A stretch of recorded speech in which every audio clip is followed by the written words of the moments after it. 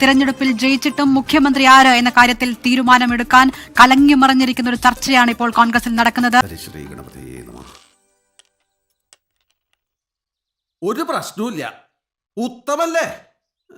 തുടക്കത്തിലൊരു ഇത്തിരി അത് കാര്യാക്കണ്ട. ത്രിമൂർത്തികളാ ഇവര്, ത്രിമൂർത്തികൾ.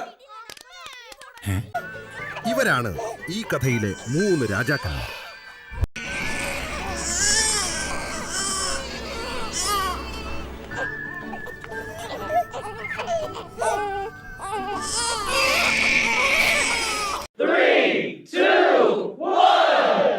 കോൺഗ്രസിന്റെ മുഖ്യമന്ത്രിയെ പ്രവചിക്കാൻ പറ്റുമോ?